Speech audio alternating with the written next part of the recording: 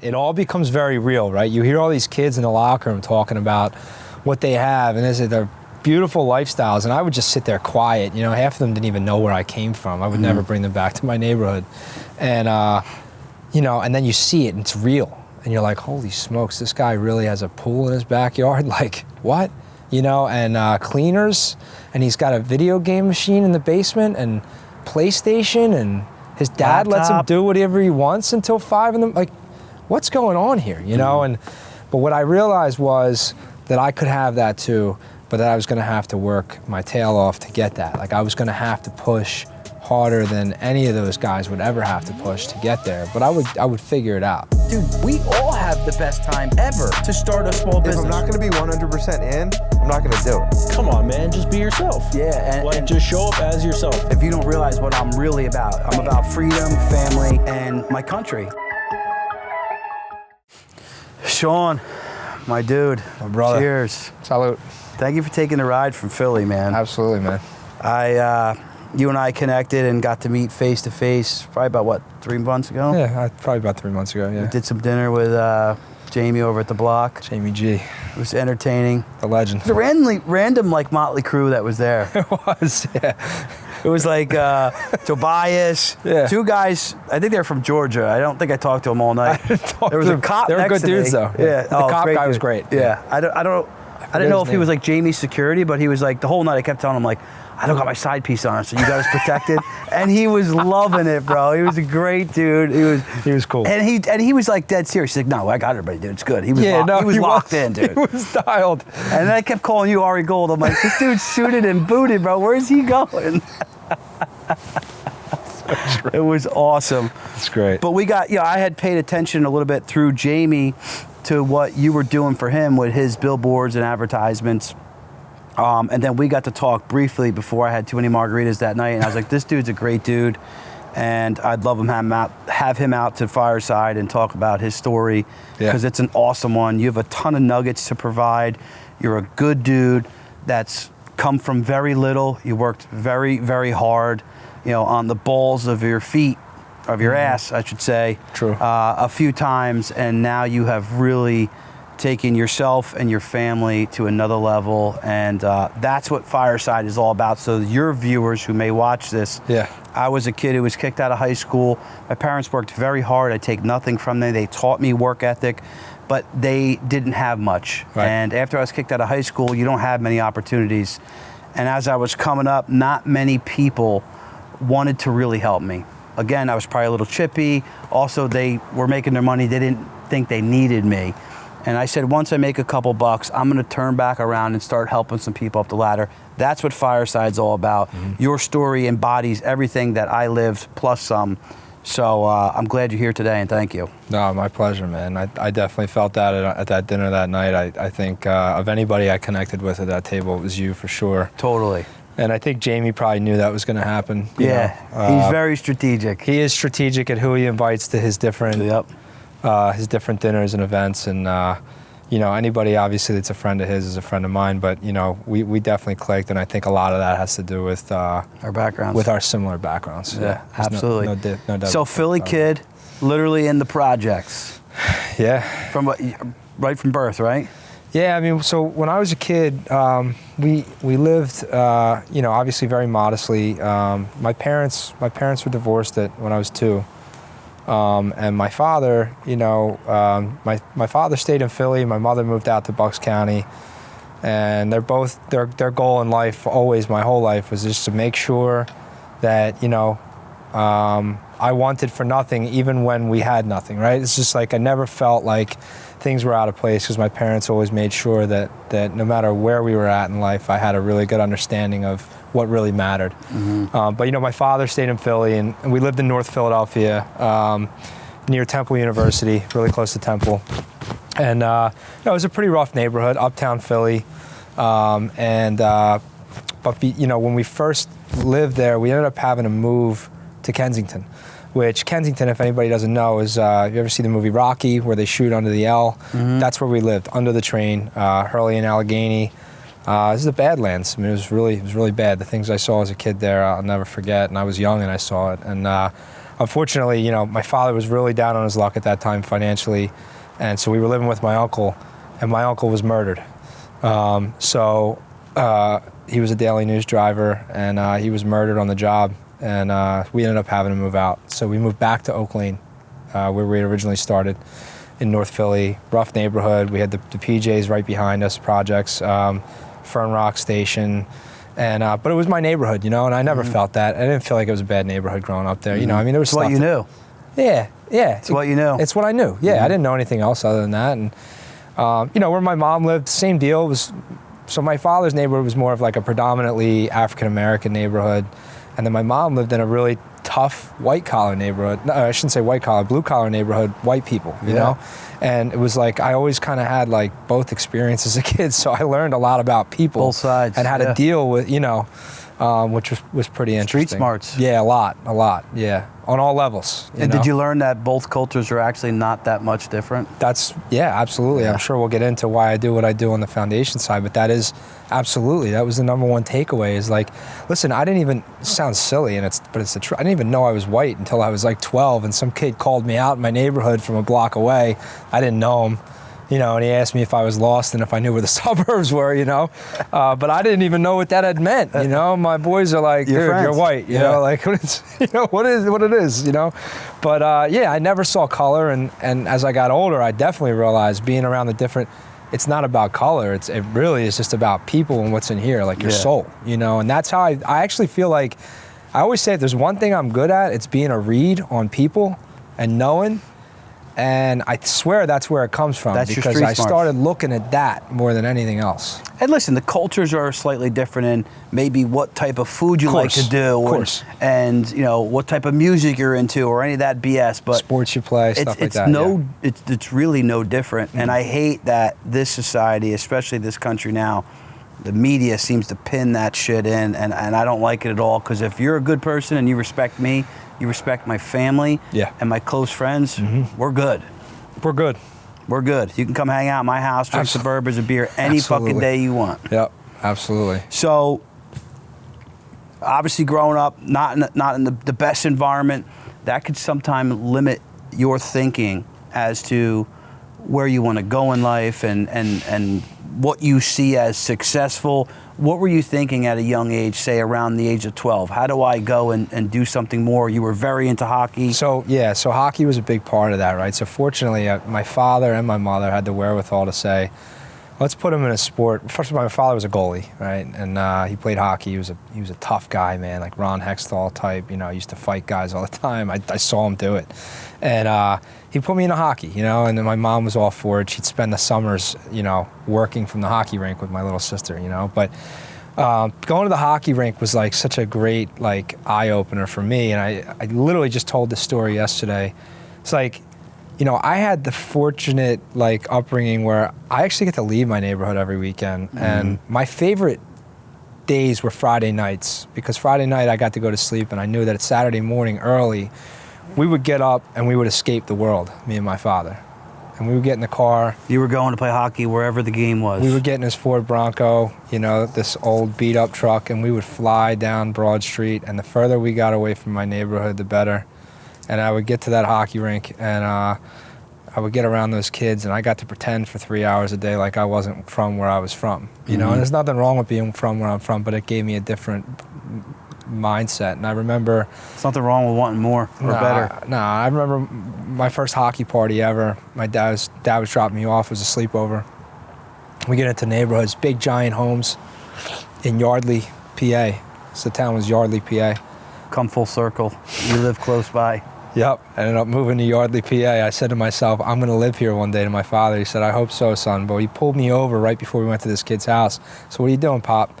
He said, I want to tell you something. When you go into this kid's house, you're going to see things that you never saw before. This kid's going to have a swimming pool, probably gaming systems in the basement. He's going to get to do whatever he wants. Big house. He goes, I don't want you to feel insecure. I don't want you to think that you're any less than, you know, because you don't have that. Because we go home to our little apartment in Oak Lane. Doesn't make you any different. Yeah, we have us. And he told me that, and thank God he said that, because when I got there, I did feel something, you know? But because he said that, I realized it was such great insight, you know? So reaching for the stars I want to jump in real quick. Yeah. It's so funny. And this is how I think the universe, the big guy upstairs, whatever it is, works in weird, mysterious ways. Today, I was driving down East Ave, and I have a young guy, Mike Daniele, I just hired to join the team. And sometimes after I have lunch, like, I want to take a lap. You know, I give for a little ride. I don't want to go right back to the office. I'm ADD. I like to move around. And it came to me that, dude, I had a little apartment over here by the train station in Bayhead. I had a condo right behind it. It was Point Beach. And I would hang out and drive my bike down East Ave. Yep. So for those of you who don't know where I am, I live practically in Bayhead. And Bayhead has a road called East Ave, which is a very wealthy community right on the beach. Beautiful. And I'd ride down the road and I would feel intimidated or less than on my bike by myself. I wasn't going in the houses. I wasn't engaging with anybody. You know, quick highs, buys. And that quickly turned to, I will own one of these houses one day if I want to. And funny enough, I bought a house, you know, a couple blocks from that, you know, years later. But you do have a mindset, man. Oh, you know, you grow up a certain type of way, and then you see that type of wealth, it could, you know, paralyze you. You manifest it. There's no doubt. I believe in that.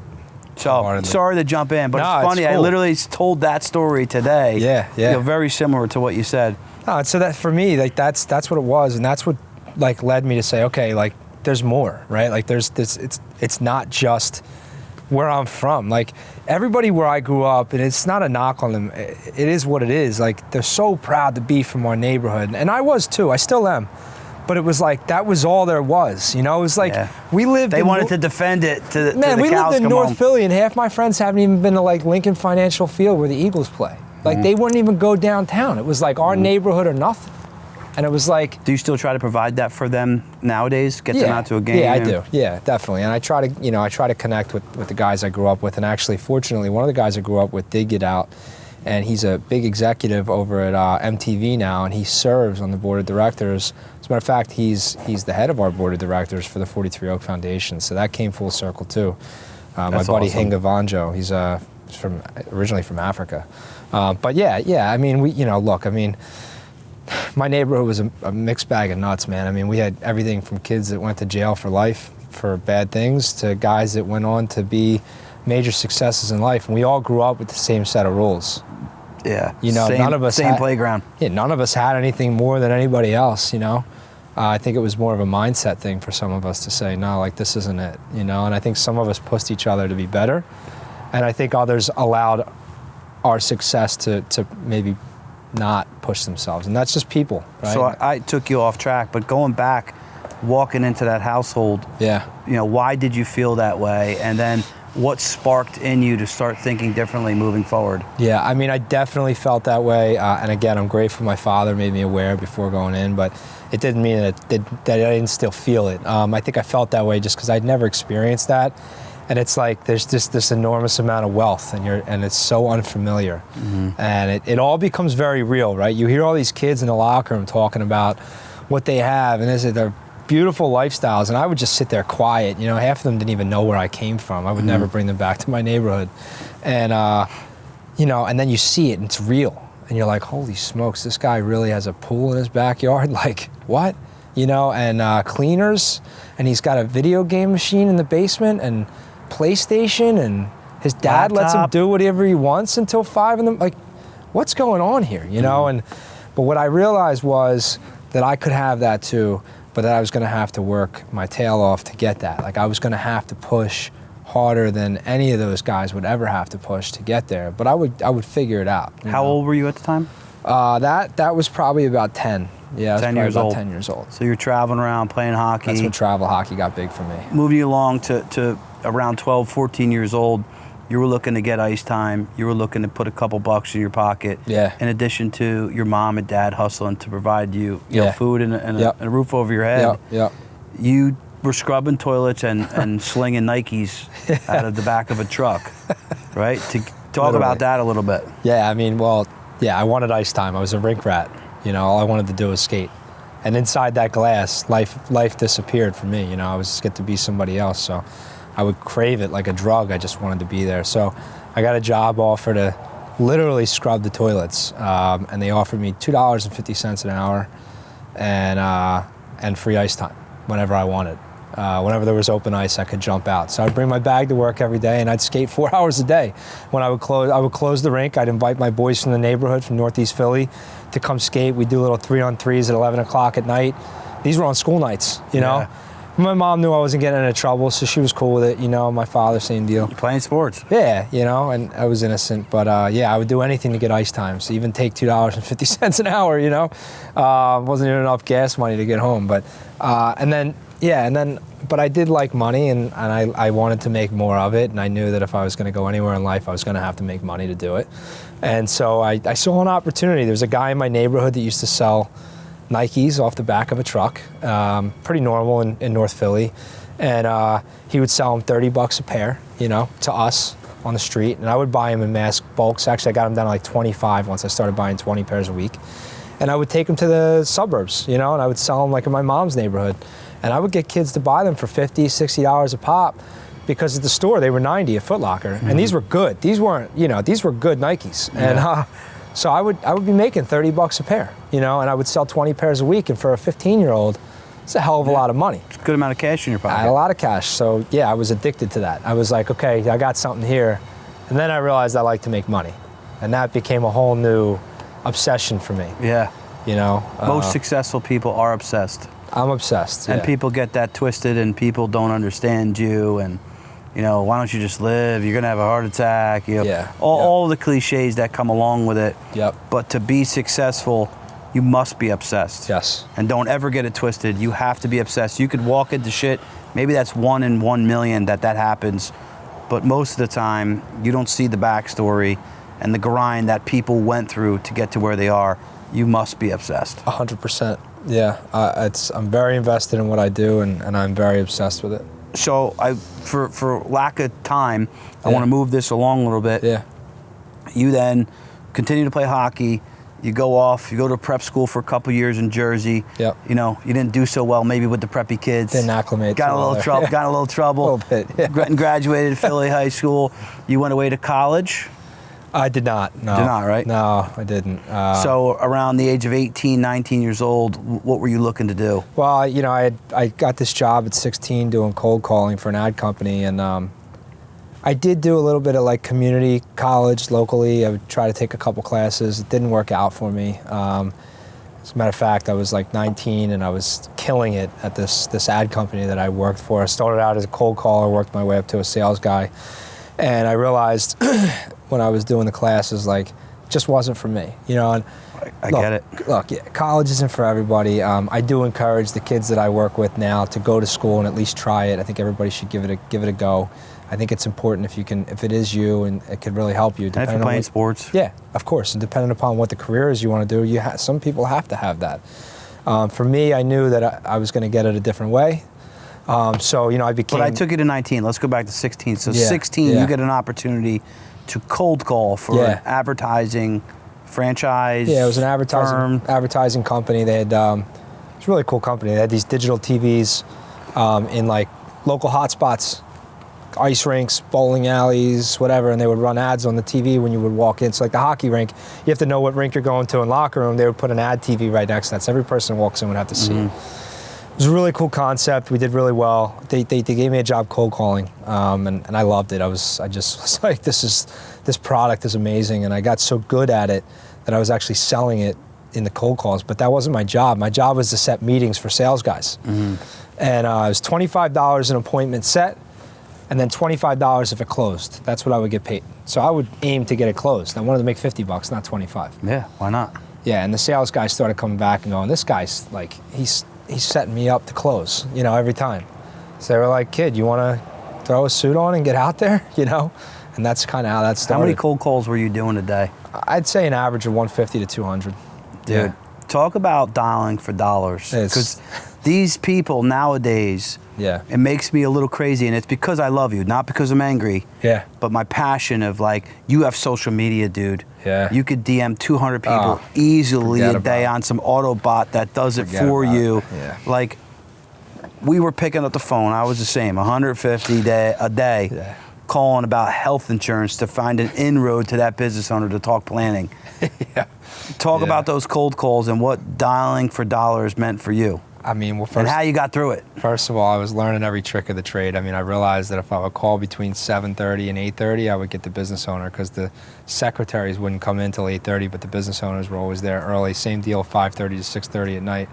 So those were my hot hours. I would not put the phone down. I literally just kept dialing. But also just learning how to Where'd you deal. get your list back then? Yellow pages. Yeah. I would drive around and look at billboards, TV commercials, anywhere that there was an ad. You know, diners, Yep. right? Because we were dealing with local businesses. Rip out the sheet. Yeah, you know take those the diner business mats that cards. have all the little. Yeah. I would call every guy on those. Take the things. business cards off the pegboard. And door to door, Yeah. which was the hardest. Yeah, you have to have the real balls to walk in. Dude, if I told you the stories about some of the things that happened to me with some of the local business owners, I mean, I've had people take my paper and throw it back in my face, ball it up and throw it, get out of here, you know, and eating that, you know, but I didn't care because I knew rejection was part of the game. Yeah. So for every guy that rejected me, there was somebody behind him that wasn't. And again, I try to get nuggets. So when I slip behind you of something good you just said, Yeah. I don't mean to piggyback No, it's on good. it, but Yeah. like for those of you who don't have enough deals, it's your fault. You're afraid of rejection. Oh, of course. You're afraid of getting out there. 100%. You're afraid of someone saying no to you on Facebook. You're afraid of someone making fun of your post on Instagram. Get out there and put yourself out there. 100%. And you know, a good lesson I learned, and I wrote a newsletter about this. If you're not signed up to mine, you should be, because they're I am, fire. Chris Drake, I've talked about him many times, told me the best thing you could do is get to know as fast as possible. Wow, that's a good one. Get to know I'm a as big fast. quote guy. I like that one. Get to know as fast as possible, because you know that this person doesn't want your services or what you have, and someone does. Someone does. Yep. And I thought that was something that still sticks to me to this day. I learned about time is money off of that, you know, getting to know as soon as possible. My mentor in the business is a guy named Bob McEwen. Bob McEwen and Brian Rabinowitz are my two big mentors in the business. Bob McEwen is the Chief Revenue Officer of Clear Channel Outdoor Global now, but at the time he was my boss at iHeart. And I remember, I'll make this story quick, but I closed my first big deal. It was a $10,000 order. How old were you? So I was 21. I just started at iHeart. And Bob goes, I go into his office, I'm so excited. Bob, I hand him the deal. I closed this deal, blah, blah, blah, right? And he's, great. Actually, the deal was like 50 grand. He goes, so what's your commission on that 50 grand? And I made 15%, right? I was 7,500. He goes, oh, that's great, Sean, that's great. Hey, how many months did you spend closing that? I said, 3. He goes, and how many days were you in their office? And I said, 3 to 4. And he goes, and how many hours would you spend on those days? You go all the way to Brooklyn, right? So you got to factor in the time you got there. I said, probably like 5, 2 hours in, 3 hours there, whatever. He goes, fantastic. So 6 hours a day, 5 hours a day, 3 days a week, conservatively, 3 months. Do me a favor. Can you add up those hours for me real quick?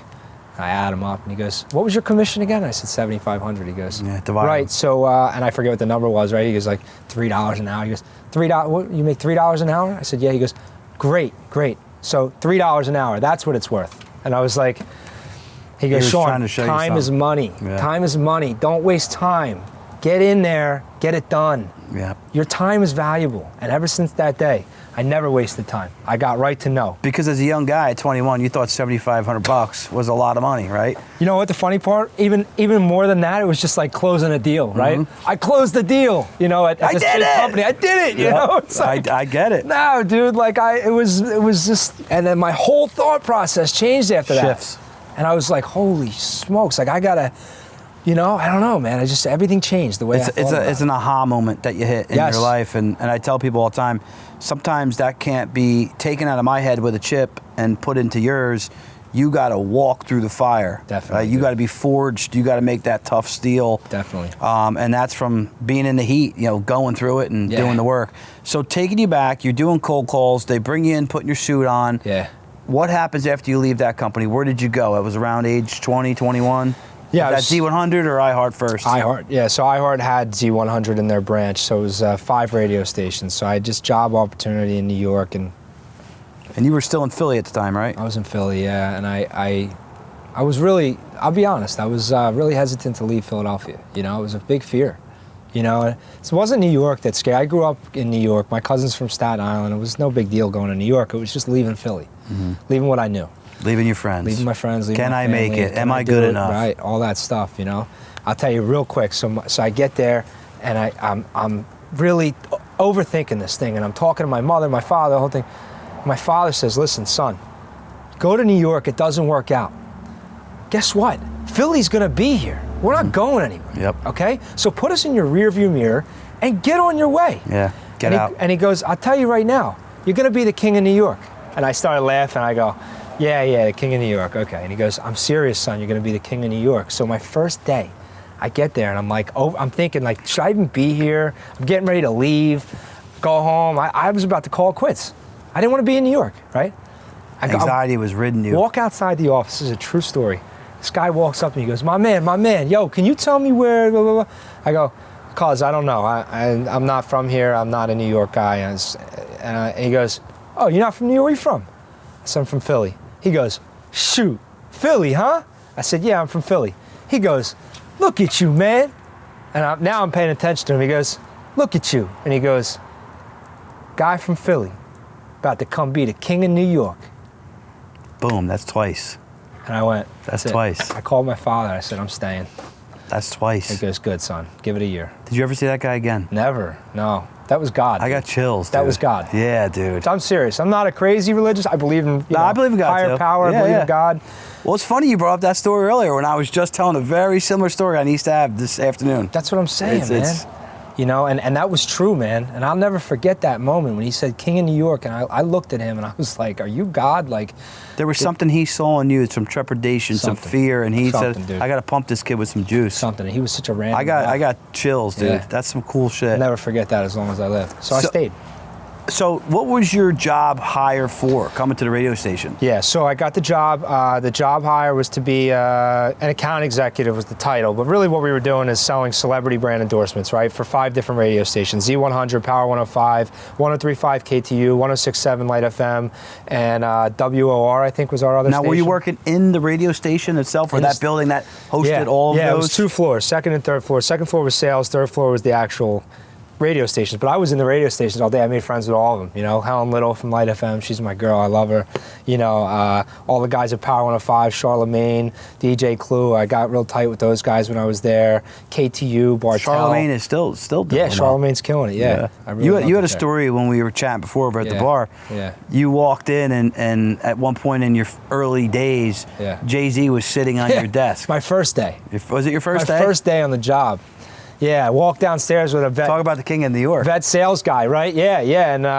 And he goes, let's go get a coffee downstairs. Jay-Z rolls up in the Maybach, and he's like, I'm like, dude, that's Jay-Z. And he's like, yeah, he's here all the time. Like, so nonchalant, you know? And then Jay-Z comes up, and he's like chilling right on our, like, literally sitting on the desk in front of me, like just talking to us. Yeah. And they're like, get used to it, man. Bieber's here, Gomez, Selena, they're all here. They all hang out. It's no big deal. They come chat with us all the time. And how old, 21? I was 21. Yeah, and I was the youngest sales guy there by at least 5 years. I mean, that's, you know. All right, jumping back in, like take a little break. And shout out to Figurato, Frank. He's one of the dudes and one of the coaching platforms that I'm on. This Olivia cigar is delicious. Figurato cigars, check him out. Sean Whalen actually recently gave him a shout out. I think it's shut down his website, but the dude's hustling. He's trying to do the right thing. Yeah. You know, give this guy a shout. Dude, It's tasty. This is a great cigar. Great. Man. Yeah, Here, really. light this up real quick. It's well kept too. I mean, it's smooth. This is about as smooth a draw as you get. I don't smoke cigars very often anymore. I used to smoke them like, I feel like I smoked 3 or 4 a week at one point. Now I smoke You don't really one a drink and month. shit though. What's wrong with that? I don't know. Yeah, A little crutch, nothing bad. Smoking a something to cigar do, every you know? day. But a good smooth draw. I mean, yeah. Shout out to him, man. He did a good job. So, King of the New York, that's an awesome story. And you briefly were just saying yet another similar thing happened to you. You were frustrated, aimlessly walking through the city. Talk about that real quick, 'cause that's a great story. I mean, a month later, I mean, I was going through it. Like my first, month on the job, it was hard, man. You know, it was a lot of reasons, but it was hard. And I was on the verge of like tears. You know, I'm not a big crier, but that's how I was feeling. I was very, we've all been there, that frustrating Frustration. moment. And I'm walking down the street, and my shoe just pops untied randomly. And 43 is my lucky number. Everybody should know that. 43 Oak is my company, so obviously it's we're gonna get into that. important number to me, right? And I drop down to tie my shoe, and I'm like cursing at the world. I'm pissed off, and I tie my shoe, and I stand up, and there's a flyer on the phone booth next to me for a gym that had just opened next to my office, and the big giant number on it for the membership was $43, and I was like, get the hell out of here. And it was a sign. I'm like, 43, it's my lucky number. I gotta stay. And I took that flyer, still have it in my office. I remember that. You know, I look at that flyer sometimes when I'm having a hard day, and I remind myself. Do you think that people should look for those signs Absolutely. and look for the positivity and look for the lane? You have to look for the positivity. It's there. You gotta find it. And it's not always super easy to find. But you gotta look, man, because if you have the other mindset, it's gonna be over for you before you know it. So I'm in some coaching groups, they have it, but I have a Facebook group, which you know about, and it's called The Pit. Yeah. And obviously play on words with the fire pit, Fireside. Yeah. But we're in there lifting people up. Yeah, man. Getting people deals, raising money for real estate, raising money for investments. But there's a section in a group chat that I created inside of that called Your Wins. You gotta count your wins, dude. Gotta count. And it's not just a Maybach or a Range Rover or that sick Mercedes you pulled in my driveway. It could be as simple as, I'm a business owner now, and I showed up to my son's Halloween party. That's it. I showed up to my son or my daughter's practice. Look for your wins every day. And it's hard, dude. I have a part of my brain that wants to go to negativity. I think all humans do. Yeah. But I stay fixated on where I want to go. I had a day recently. I was in New York very early. I left my house. I got to the city at like 8. Had a couple meetings. Got done at 11. My next meeting wasn't until 3. I drove all the way back to Yardley, PA, just to catch my daughter to put her down for her nap.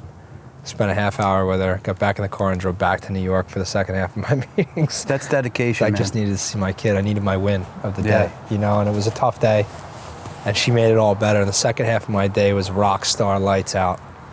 Talk about that dedication to your daughter. And your daughter's name again? I'm sorry. Briar. Yeah, Briar Kennedy Grevy. She sounds Italian.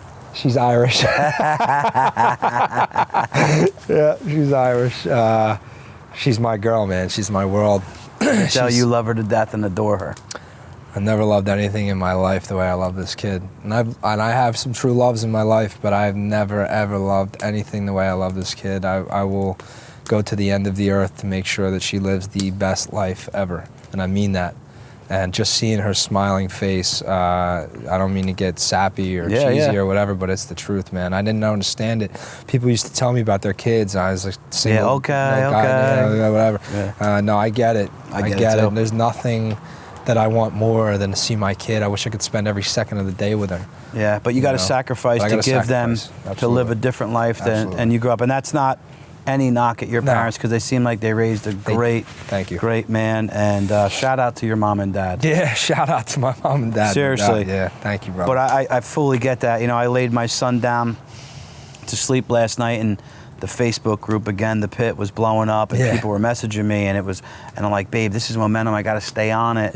Yeah, we have this big guest coming into town next week. I won't give it away, but he hangs with the rich and famous, especially in the social media space. They fly helicopters, private jets. They live in the sides of mountains. They live in the way that we all want to live. Yeah, of course. And I said I needed to do this. I needed to stay on it.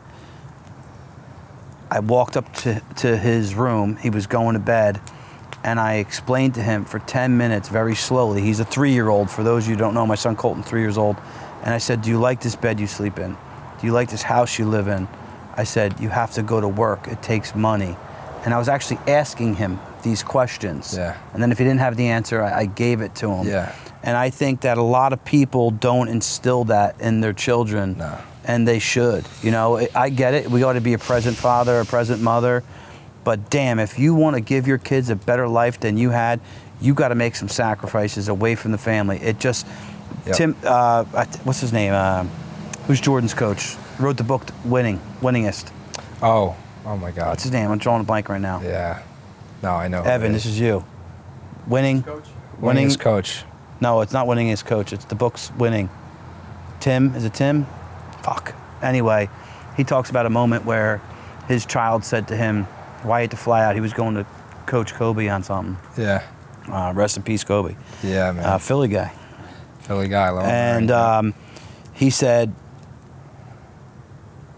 Dad, I'll eat less food if you don't have to fly out to this meeting. Imagine your kid telling you that. Oh, man, I don't, I couldn't imagine my kid saying that. So, Tim Grover. Tim Grover. There you go, yeah, that's it. Winning. And Winning, if you haven't read that book, you should. I haven't, but I will now. And again, you don't have to believe everything that everybody says, but you could take nuggets from everything. And I'm getting us off track because we both obviously are driven by our family and giving them a better life than we had. Of course. So you're working for iHeart, Z100, you're around Jay-Z, the rich and famous of New York. You quickly excelled up the ladder there. Like you were the top dog for a time being there in the radio station world, advertising, branding world, correct? Yeah, toward the end of my radio, I feel like I was playing with the big guys for sure. I mean, there were some vets in the game that I think were pretty untouchable, and all respect to those guys. They had it locked down. They knew who they are. They put their time in. Yeah, and it's funny. There was a situation where I decided to stay at my radio group when I had an offer from somewhere else, and I told my Bob, actually at the time, he asked me, what do you need to stick around? Because he wanted me there, and I get why now. And I said, I had a few lists of things that I wanted, and I said, I want to be in the winner's circle. He said, what do you mean? I said, that little cubicle area where the top dogs sit, there's 3 of them. I want that 4th chair. Somebody just left, it's vacant, I want it. He goes, well, then you got it. And for my last year over there, I sat with the winning guys, the guys who were the beast, the guys that were making over $1 million a year selling radio. And I was listening all day. Just I was going to say, what did it do for you sitting in that chair? I was just listening, man. I just was watching what they did and watching how they worked. Yeah, I wanted to learn. I'm a student of the game. To this day, I could learn from anybody. We all are. Yeah, I could learn from anybody. You could be 18 years old. You might have something to teach me. I don't know. I think everybody's got something to share. Especially listen to the young kids. I say it all the time. Walk through the exercise. Put yourself in that moment. We want to. Yeah. I say we, but the people that are really close to Fireside Chats and the pit and all that, we want to build a fantasy factory. I don't know if you've seen the dude who owns DC Shoes. He had him and Big Rob. And, Big Rob, they had this sick warehouse that had like a loft of offices, and there was a weight room, and there was, for him, they had like some skateboarding shit. For us, we're going to have dirt bikes and wrestling mats and Hockey the gym rink. and a bar. But, we went and walked a couple properties out here in Farmingdale, about 20 minutes west of where I live in Point Pleasant. And you feel it. Like, this isn't untouchable to me. Yeah. Why can't I do this? Yeah. Of course I could do this. Absolutely. You were putting yourself in that seat saying, the dude that was in this seat before me is making or was making the money I want to make. So I want to put myself rubbing elbows with these type of people. And there's nothing wrong with that. I needed to be there. I had to be a sponge in that seat. So fast forward, that was your last year there. You're crushing it. How old were you?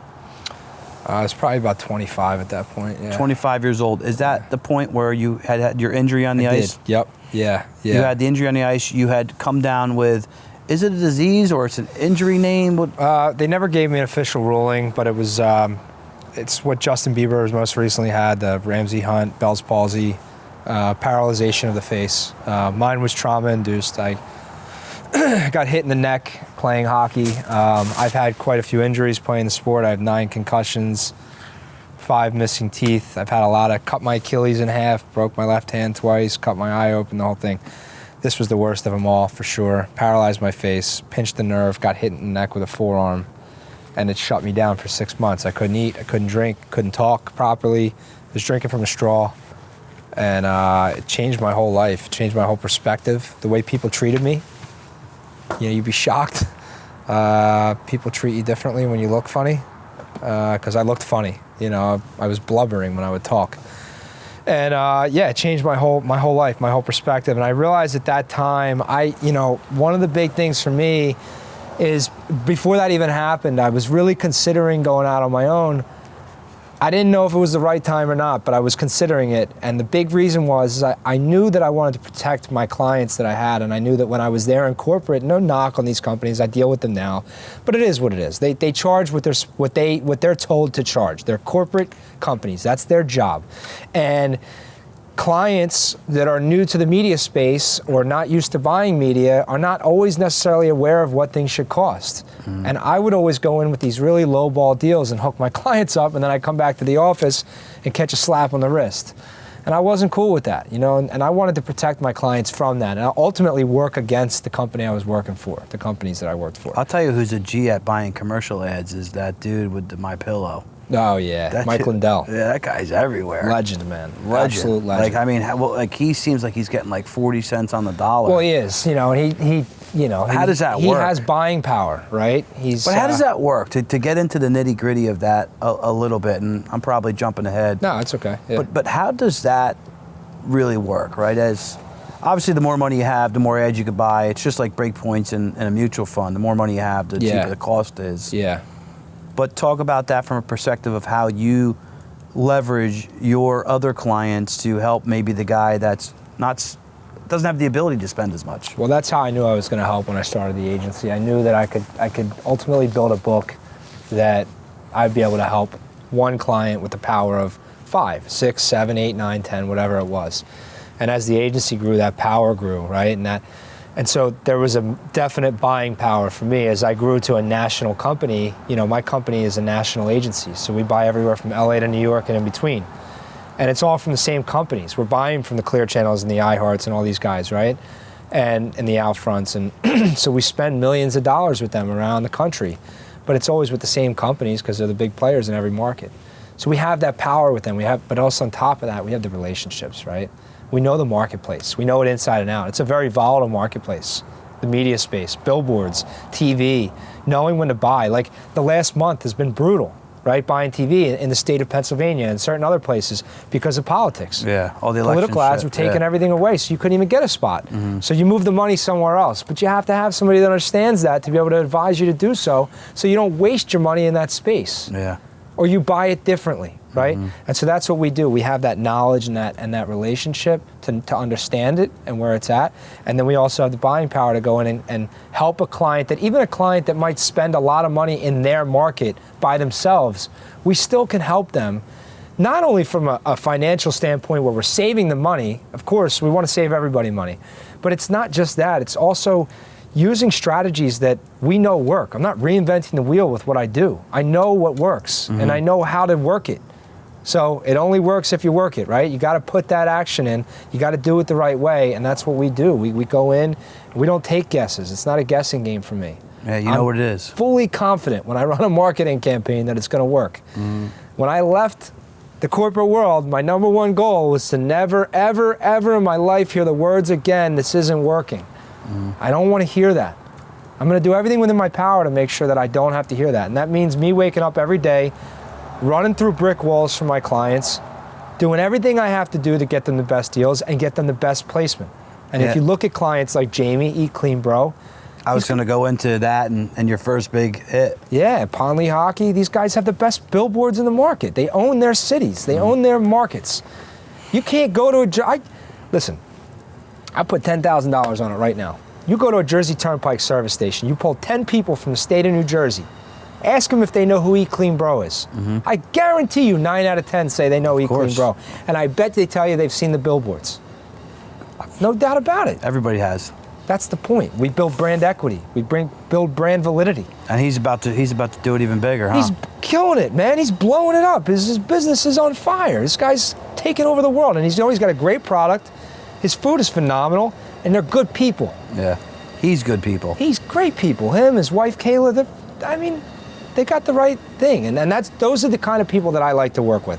LeHockey, same thing. Those guys are like my brothers. I want to go back to that story though. Yeah, definitely. So I'll fast forward the story a little bit. You launch your own shit. Yeah. You start landing some big clients, obviously, like Jamie and Eat Clean Bro. Yep. And you're driving down the turnpike with your mother, right? You need a lighter again? Yeah, let me steal You're that. driving down the turnpike. Thanks, brother. And you see this billboard that says Pond Leaf. LeHockey, yep. Pond Lee Hockey, Yeah, I'm yeah, sorry. And you yeah. say to your mother, I told her, I said, I'm going to work with these guys. I said, I love the name because at the time, I didn't know anybody there. And I said, it sounds like Pond Hockey, which is, I'm a hockey player. I thought that was awesome. And I knew Pond LeHockey, the brand. These guys were big players even then. And I said to her, I was like, I'm going to find a way to work with this. This is going to be one of my clients at 43 Oak. I really did. I just knew. It was some kind of weird universe thing. I knew in my head that we were going to find a way to do that. And I didn't even know anybody there. And describe who they are, what they do, and how large they are. So they are the largest work comp firm in the state of Pennsylvania. They're massive, and they're the best at what they do. They got great partners, Sam Pond and Jerry LeHockey and Tommy Giordano, and their executive team, Sean LeHockey, Brian Riley, all just really great people. They're just really hard workers. They're all fighters. And they really care about their clients, and I knew that when I met these guys that they were fighters, and that resonated with me, you know. And I want to talk about the story about how you officially met them. Yeah. And what that was, because this is taking a risk. Yeah. So I mean, I got invited to a dinner through a friend of mine, Matty Schreibman, and he invited me out, and he said, "Listen, I'm bringing this guy Tommy Giordano to dinner. You got to meet him." Tommy and this guy Joe Luke, good buddies of mine now. And I went to the dinner, and I just knew, I knew that this was going to be a good thing. I knew it was going to be a good friendship. And not that these guys expected me to, but I paid for the dinner that night because I wanted to, you know. And I remember Tommy being like, dude, he's such a good guy. He's like, you don't have to do that, you know. And I was like, no, I need to do this, you know. Like, I needed to do that for me. And to be fair and real at the time, I had nothing. You were not sitting, with 50 grand in the bank. You were sitting with a G in the bank, maybe. I had a G, maybe. And the dinner was $500 $550, something like. We had a nice dinner, and I remember walking out of there, man. And Tommy would laugh if I told him this story now, but I remember walking out of there. He's gonna hear it now. He's gonna hear the story now. I was like, oh my God, like. I just spent my whole bank account, but I knew, I just had a good feeling about these guys. And it turns out, fast forward down the road, Tommy Giordano was a partner of Pond LeHockey, and it didn't happen right away, by the way. We didn't work together the next day. So I think some people think oh, I'm gonna go out and I'm gonna take care of these guys, and then tomorrow they're gonna be my client. And if they don't, then forget them, because they didn't give me what I wanted. Yeah. No, it doesn't work like that. I told Tommy one time what I did, and then Tommy and I just stayed friends. We stayed boys after that. I checked on him and his kids. He asked me about my family, and we stayed friends. And then one day, an opportunity popped up. My mom got hurt on the job. I called Tommy for help. He hung up the phone. He called me back 10 seconds later and told me he couldn't believe he forgot to tell me, come in for an interview for my agency. And that was 5 years ago. We've been working with them ever since. They've been our client, Pond LeHockey, the largest, one of the top 5 referral network law firms in the country. It's a major account. I could tell you, the instant gratification thing, because I'm naturally just an impatient person. Me too. Not because I don't, want to help, not because I'm not willing to wait 10 years for your business, but naturally young, I was doing that sometimes and becoming frustrated. Like, dude, I'm doing this for you. What the fuck? Yeah. I'm doing this for you. What the fuck? And it was out of my goodness of my heart that I was doing those things, thinking it would come back to me. And to be very honest, it was probably 3-4 years ago that it really started to click, where just keep helping people. Just keep helping people. Just keep helping people. And that's where I chased this vision of everything I have going on now, which is, lining up opportunity after opportunity after opportunity, while everybody else is also winning off the fruits of my labor, Evan's labor, and everybody who's helped with Fireside and everything we have going on. Yeah. And as a young business owner, the nugget to grab from that point of Sean is just be patient. Yeah. Especially when you're 20 and you're 21 and you're 22. Your 20s are for fucking up business. Yeah, they are. And then you get on cruise control a little bit in your 30s, and you make your most money in your early 40s into your 50s, and then you could chill. And that's been told to me for a long time, but it's hard to listen to that. It's hard to chew on it when you're like, you want to make that money, man. Yeah. But you know what? I want a house. I want a wedding. I want a wife. I think another big takeaway too is alongside patience is to be genuine.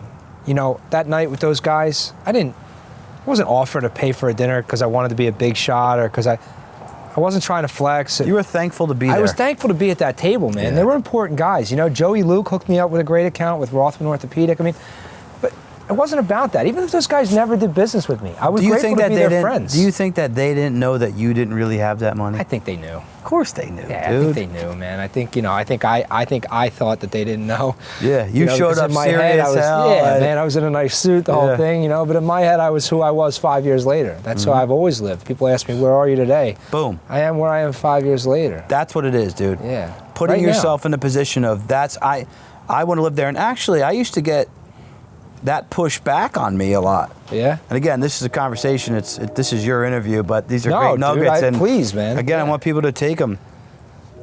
a lot of people in my first financial firm that I worked for was like, this kid's a fucking jerk off. This kid thinks he's $1 million producer.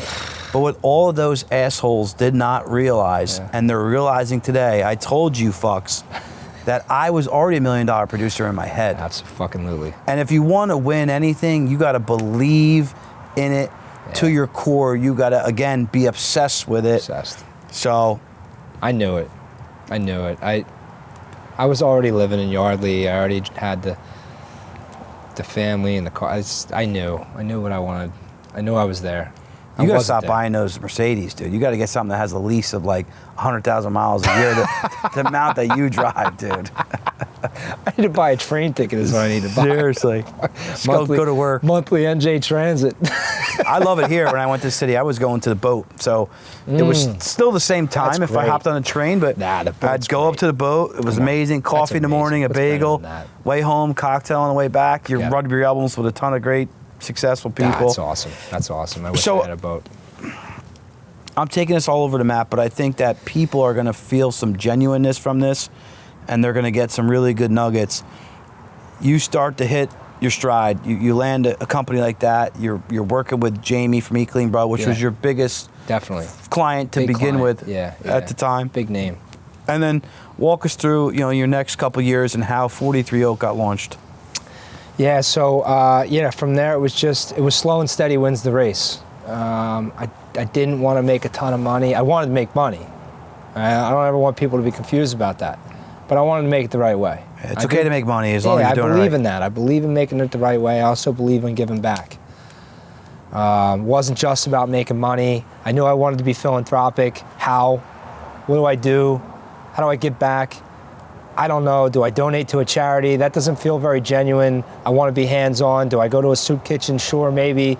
And then all of a sudden, boom, I'm coaching a hockey team, and there's a couple minority kids in the team, and they're from Harlem, and they start getting called the N-word on the ice, and I realize that they're struggling to pay for the team they're on, and I go, hold on a second. This is me, except for minus getting called the names on the ice. The not having enough money to play, being left on the fourth line, all that. And I said, I got it. I got it. Now, where was this? This was in New York City, in Manhattan. Yeah, I was coaching at Chelsea Piers. And was that like a high-end rink or something? Oh yeah, it's the only rink in Manhattan. So if you're a hockey player playing travel hockey in the borough of Manhattan, which there are millions of people that live in the borough of Manhattan, you are one of, at every age group, let's say you're 14, you are one of less than 100 players that get to play at a travel level of hockey. That's it. 100 kids at the age of 14 in a borough of Manhattan get to play travel ice hockey. Everyone else is designated to recreational hockey, which is a dead end. Mm-hmm. It's a dead end. And so there were all these kids that were playing rec hockey that were really good from Harlem, ice hockey in Harlem, and all these different. And I'm like, these kids are out there, And I asked this one kid, Lyndon Spencer, I said, yo, how do we get more of these guys? I want to do this. I don't want to work with, not for nothing, I like the kids that I coached. I want to help you guys. What do we do? He goes, Coach, get me some ice and say less. I said, I got ice next week, Saturday, Chelsea Piers. He shows up with 8 kids from the South Bronx. These kids are buzzing around the ice. 6'3", 6'4", monsters. And I'm like, we got it. We got it. This is it. We're making a team. It clicked. And from there, dude, it was just a build out, right? And I started this program. I co-founded it with somebody, and it was 501c. We eventually became a 501c3 and worked toward that. And then when I started the 43 Oak Foundation officially in 2017, I had a clear purpose. I knew exactly what it was that I wanted to do after a few years of doing what I was doing. It was to provide mentorship to our players, right? These kids needed guidance in life, not just hockey. They needed to know how to make a resume for work, and they needed to know financial literacy, like I was just telling. You were just on the phone with UBS and all your players. UBS and the Islanders did a call with us just as I was walking in here, teaching my players about financial literacy. You got some of the top guys at UBS teaching my kids about wealth management. Invaluable, right? And then it's connections in the sport of hockey. WCC should be teaching them about wealth management. Let's do it. Let's set something up, bro. Man. Let's get them in. I'm fucking in. I'll go wherever you want to go. I would love it, man. Bring the fat white guy to the hood. I'm there, bro. We just want to help these kids, man. Any opportunity, anybody can lend a piece of advice, we want to do it. And, so we started doing that, and we started connections in the sport, getting these kids the right connections at AAA hockey teams. These kids' parents don't know where to go. They don't know who to call. This is hockey. This is a close-knit community. If you're not in it, you're not in it. Yeah. You can't go up to a coach and just, it doesn't work like it's 300 kids at a tryout. Yeah. We call the coaches. Yo, John, listen, I got a kid coming. He's from Harlem. He's a really good hockey player. If he's good enough, Be you take him. open-minded. You take him. Then the third part, if you take him, know he's paid for. If it's a $15,000 a year budget and the kid's only got 3, you don't have to scholarship him. We got it. We got him. We got him skates, gear, equipment, whatever they need. Travel costs. We are making it so that that kid can absolutely, positively have no reason why he can't play at that level. And I'm proud to say that right now, already, we have 3 kids playing NCAA collegiate hockey. I have 1 kid getting a sniff at maybe playing pro hockey next year. We're not doing it to send kids pro. We're doing it to get them an education in school. Yeah, That's the absolutely. goal. But if they go further in the sport, fantastic. We got a bunch of 16-year-olds getting looked at by D1 schools. I mean, we're cranking. We got 80 kids in the program. When we partnered with UBS and the Islanders a year and a half ago, we were only at 10 players. And aside from a couple small donors that were helping me out. You had small donors, and you were emptying your war chest. My own pockets, yeah. So 43 Oak, to sum it up very simplistically, is trying to give underprivileged children the ability to play hockey and get on those very expensive ice rinks that cost too much money to get on, that they maybe can't afford, or the teams that they can't afford. Tell me how you landed the Islanders and UBS. Well, you know, we did a lot of we did a lot of push on social media to make sure people understood what it was we were doing. And look, you know, I'm not gonna front, man. You know, our society and culture and what we're living in right now, what happened during COVID, that really, I think, you know, brought a lot of awareness to injustice, led way to people paying more attention to what we were doing.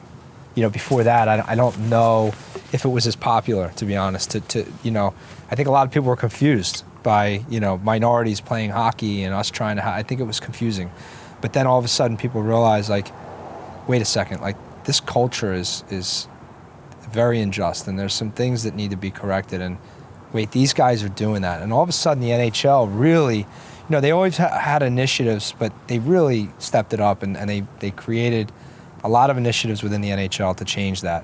And all the teams in the NHL got on board, and the Islanders were no different. And the Islanders, but where the Islanders were different, in my opinion, in a better way, is they didn't just want to, like, donate to a cause and write a check. They wanted to really impact these kids' lives, and they wanted to find a program that was doing that already, instead of starting from scratch. You know, let's find somebody who's out there doing the work. And one of the kids that I coached was actually friends with the guy who was running the New York State Amateur Hockey Association, so he knew about us. The Islanders called New York State and asked them, are there any programs in New York doing this? He said, yeah, there's a couple, here's a few. And he said, well, there's a 43 Oak Foundation. They're a little different than the other programs, the rec programs, where they're actually trying to put kids in college and give kids a chance to play Tier 1 AAA instead of just rec hockey. They were like, we want to talk to them. I got a phone call. I thought it was a joke. I thought they were kidding about the Islanders wanting to talk to me. I mean, I've been pushing so hard for so many years to try and get somebody to hear me. No one was paying attention. No one was paying attention. No one was listening. And here come the Islanders and UBS Wealth Management. They're like, listen, we want to talk to you, because they partnered on their rink in Queens. They started the brand new rink, and they wanted to make that initiative happen.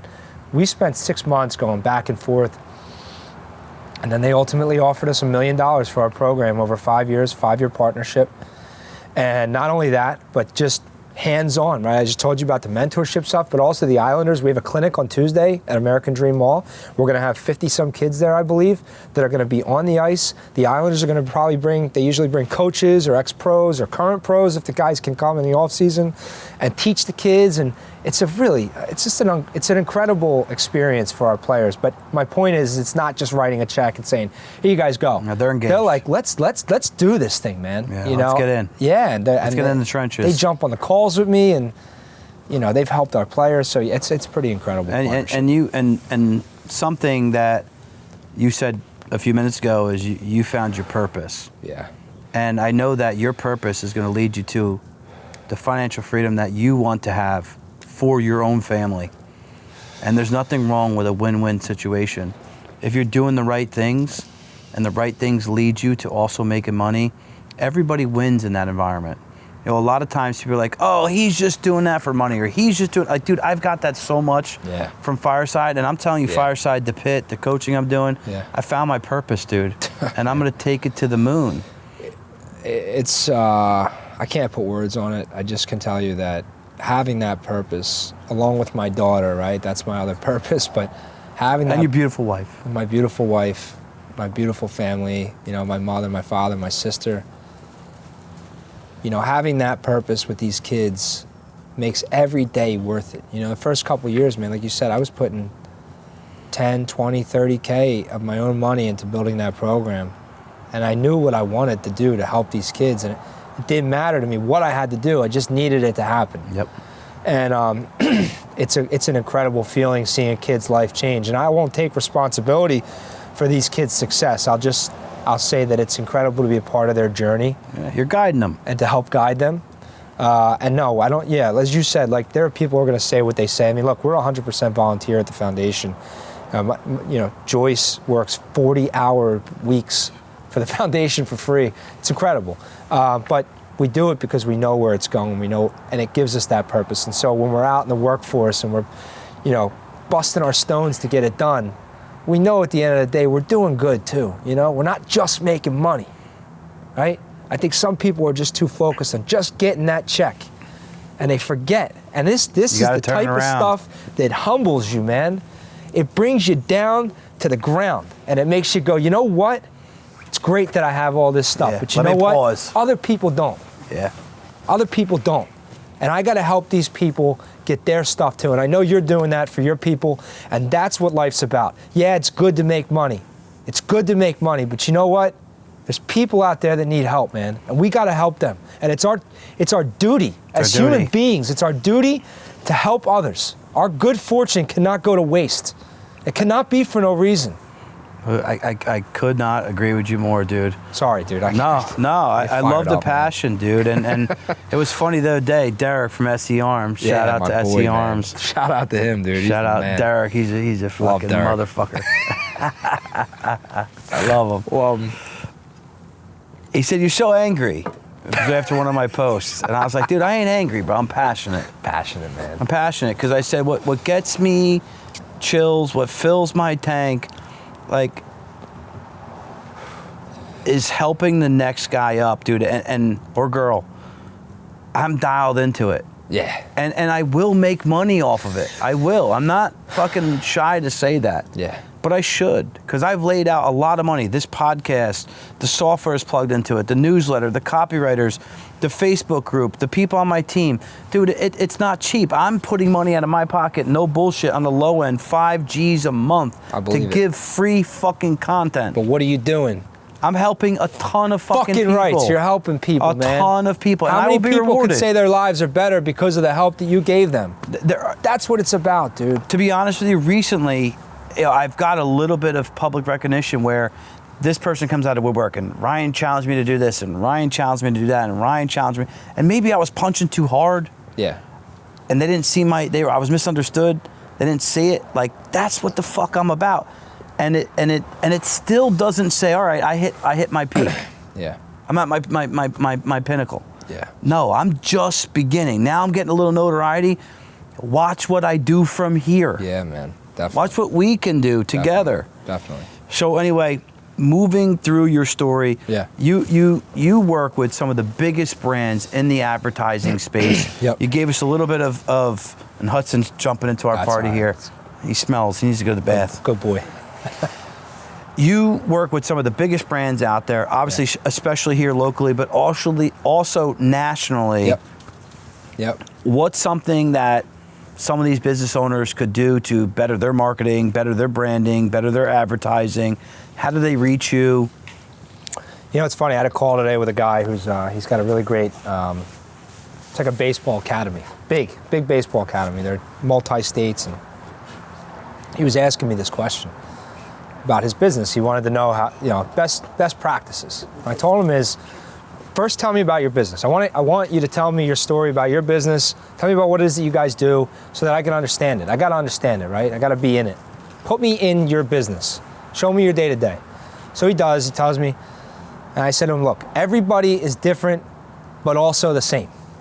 So while your business practices and your clientele and the things that you do and how you help people and all that is different and unique, the way you gain clientele is very similar to everybody else.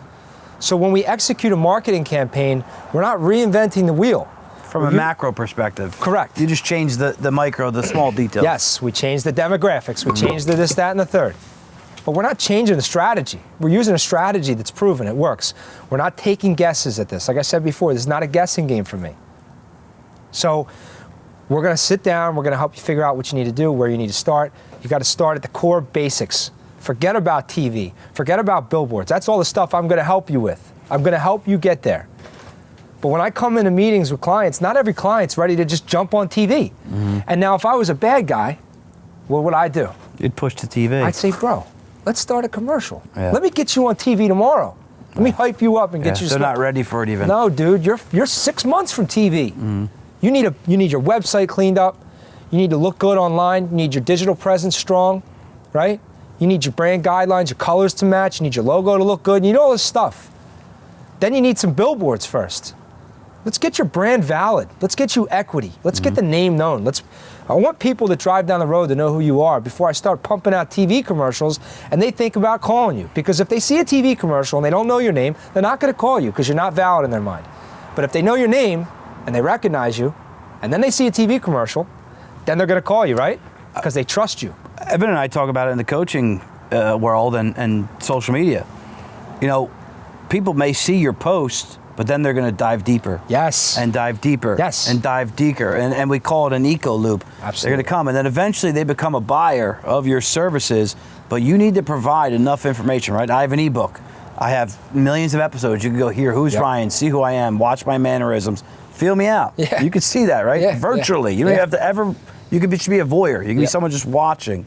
But eventually, you're going to be a buyer in my system. It's no different when you're selling those fucking billboards or commercials or magazines or articles of anything. You need to have your whole system set up. It's no different. It's the same exact thing. I love it. And so for me, that's key, man. Just understanding the client, understanding their needs, where it is that they want to go. Like, what's your goal? Like, how do you want to scale? Like, do you want to grow fast? Are you ready for that? How's your call center look? We start running a TV campaign or a streaming TV campaign on Hulu. I mean, there's a lot we can do. There's a lot of attribution there. I could bring you a lot of business, but are you ready for that? Can you handle that? These are questions that have to be answered. A lot of people don't take the time. This is another reason why I left corporate. And again, not a knock on them, but it is what it is. There's a lot of people just trying to sell. I tell my clients this. I listen. They say, well, like, I got an agency now. You're hired. Okay, great. So what kind of stuff? Okay, well, for one, every time a salesperson comes to you from radio, from billboards, you give them my number. You tell them I got an agency. They no longer call you because you know what they want to do? They want to get you alone in the room, and you're going to tell them your demographic is a 25 to 54-year-old male that lives in, I don't know. Nebraska. Sure, yeah, Nebraska, sure. Great, exactly, Nebraska. But they work for a rap station that is hip-hop and focused in urban cities. They're going to find a way to convince you that you should buy their rap station. They'll manipulate the data. No matter which way they got to do it. Yeah. My job is to protect you from that. I protect you from all those people that are out there, and I find you the right solutions, the right people who make the right sense for your business. Yeah. I find you the right station, the right TV station, the right billboard, and we buy that because I'm helping you guide your business to the way that it needs to be successful. Dude, it makes sense to me. So how do people get in touch? You can find me on Instagram, 43 Oak. 43 Oak Advertising, our website, 43oak.com. And we're going to share all your links pretty easy after name. this. Yeah, but that's, I'm a pretty accessible guy, I think, still. So rounding this out, what I like to do is ask a couple questions. Yeah.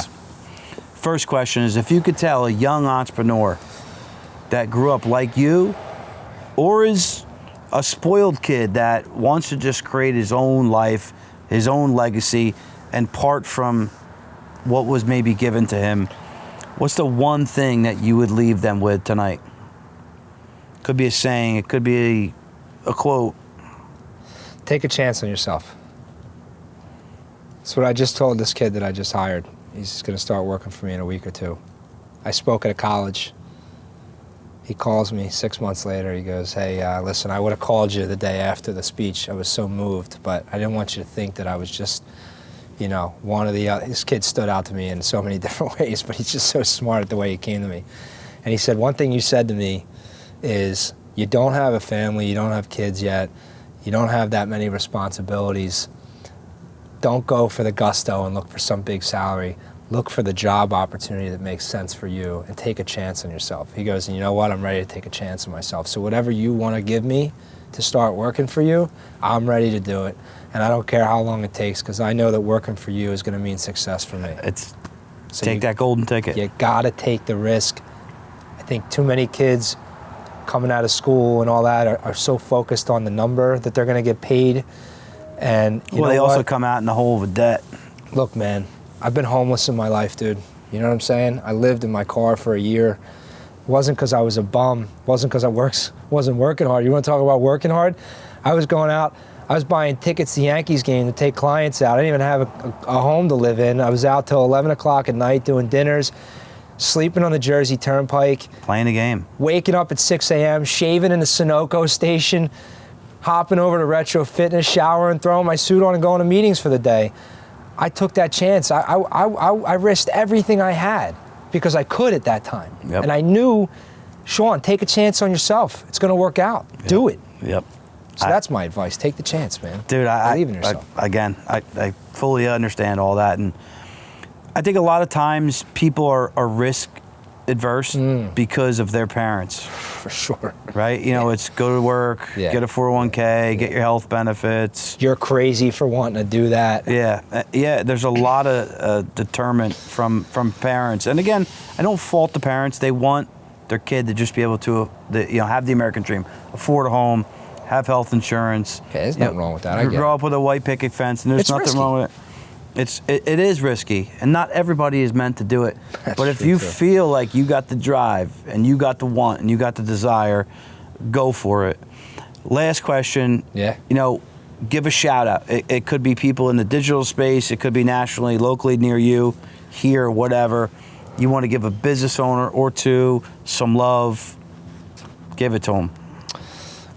You know what? I just want to shout out all the great people that have helped me along the way. I think, you know what? I'm so glad you just said that. There's something I've been talking about a lot recently. I said this at my golf outing. I was sitting in front of 120 people that I wanted to thank, and I didn't know how to thank them properly. I didn't know what to say, and that's very rare that I don't know what to say, but I didn't. And then it hit me when I was standing there. What I said was, a lot of times you hear people talk about, I did this, I did that, I came from nothing, and I kind of did it today. So I'm glad that I'm getting the opportunity to say this. The truth is that any of us that have made it in life, Yeah, we help. we had help. We had somebody that put their hand out and said, come on, let's go. And so Even for if it was me, only one person. listen, for me, it was my mother, my father, my stepfather, Brian Rabinowitz, Bob McEwen. I'm sorry, I'm probably The rabbi. definitely forget the rabbi. I'm forgetting people. My wife, my family. Listen, there were people. You know what I'm saying? My father, I talk to him every day, 3 hours a day. There's people, right? But who I want to shout out is everybody out there that's working hard to provide for their families. I respect you. And putting that work in to build businesses. My clients, guys like Jamie D, Clean Bro, LeHockey, all those guys that are, Derek. I mean, just such great people. I've seen Derek's new billboards looking good. His billboards look great. I mean, and just all the people who are out there to help other people. It's great. Even in my foundation, I now have kids that are graduating from the program that are coming to intern for me to help younger kids come up because they want to, not because I asked them to. Because they had to help. And so we got to remember in life that we don't do it on our own. This doesn't happen by itself. You got to ask for help. You got to step up and say, listen, man, I need help. Can you help me? And it's the same thing as the pizza guy throwing the paper in my face. Somebody might say no. Yeah. But that's okay, you asked. Yep. Move to the next guy, because the next guy might actually help you. Yeah, and for guys like those us. are your wins. And guys like us need to turn around and help those guys. Oh, my God. You can't just keep focused on where I'm going. That's awesome. And you can focus on where you're going while at the same time slowing down for one day or 1 week or 1 month or 1 year and turning around and helping that next person. And that will make you more money than you ever desired if you just stayed fixated on a selfish goal. Yep. I know for a fact that I don't think that I would have been to where I'm going to get to by the age I'm 40 of what I want out of my life, which is just lifestyle for my family. I talk about having a house in the mountains. I think kids should get in the woods, play in the mountains, play with guns, play with quads, like play with nature, wherever it is, get in nature. And I'll have that for my family because I helped others. Absolutely. And that's a win-win. Yep.